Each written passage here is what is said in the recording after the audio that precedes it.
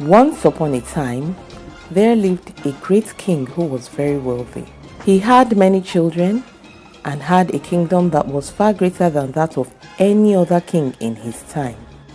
He was also very handsome and good looking, but he lacked good manners. This king was very wicked and proud. King Adenikoko's bad attitude notwithstanding, he would always attend the church service every Sunday. One day, just as the choristers were rendering their special song in the service, the king noticed a particular chorus was most melodious. And although it was a very melodious chorus, he couldn't tell the meaning as it was sung in a foreign language. And so he asked to know the meaning of the chorus that was sung.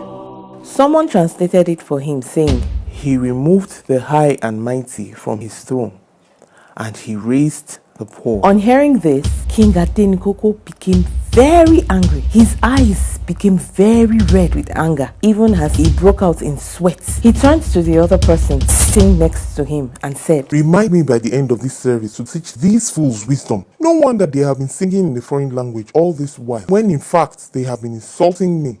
All over this land, who doesn't know how great and powerful I am? Even kings know me.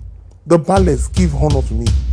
God has his throne in heaven, and I have got mine on earth.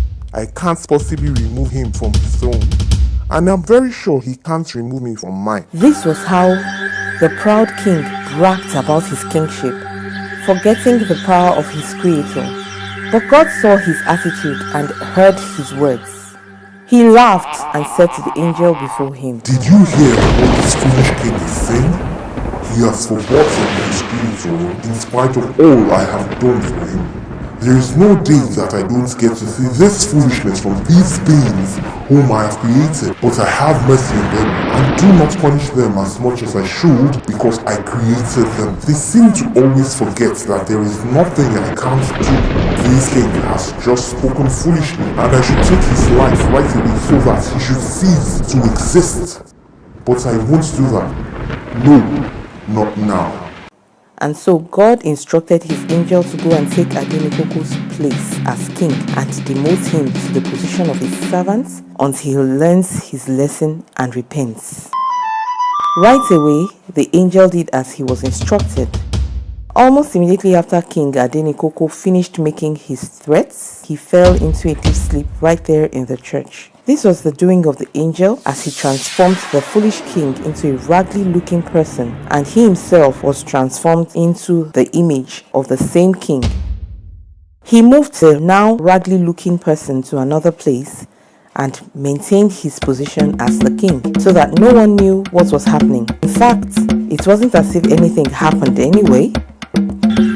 Meanwhile, Adenikoko, the former king, was still soundly asleep when these events was taking place.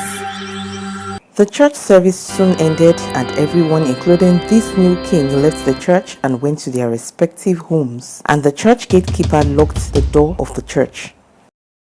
Adenikoko woke up later in the middle of the night to find himself surrounded by total darkness.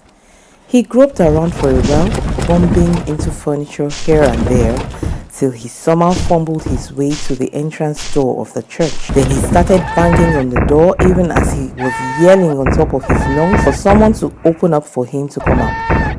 When the gatekeeper heard the noise, he rushed to open the door to see what the noise was about. And when he did, what he saw greatly shocked him. He saw a raggedy looking person who really looked like he was mad, and so he took to his heels. This came as a surprise to Adenikoko because he didn't understand what was happening. Nevertheless, he went his way to the palace. On getting to the palace, he knocked on the gate and ordered the servants at the gate to open up for him. The servants replied and asked who was talking. Then he answered them and told them he was the king. When the servants heard what he said, they burst out in laughter. They made jest of him so much that this man got very angry. Who do you think you are talking to in that manner? I will surely deal with you all. After some minutes of back and forth conversations, one of the male servants decided to open the gate to have a look at the person who has been making them laugh so hard. But he shut the door almost as soon as he opened it. Madman is at the gate. So this was how the former king, Adenikoko, slept outside the palace till the next morning. The The next morning, Adenikoko entered the palace. But because the palace guards had thought he must be a madman, judging from his looks, they arrested him and took him straight away to the king. When the king saw him, he took pity on him and ordered his servants to clothe him, telling them that he wasn't mad and that he was simply a jester. That was how he became the royal jester, as he lived in the servants' quarters at the palace from that day. Adenikoko, still in even more confusion, began to wonder. Wait a minute. Am I dreaming? I think I must be dreaming. Oh. All these can't be real. Just yesterday I was the king, and today I am a jester? I'm confused. A full year later, it dawned on Adenikoko that this is now his reality. Soon he realized where he had missed it. He understood the sin he had committed, and a great fear of God came upon him. This day he remembered was on a Saturday, and so very early the next morning, which was on Sunday, he went straight away to the church. He was the first to get into the church that morning, so he knelt down, he prayed and asked for forgiveness from God.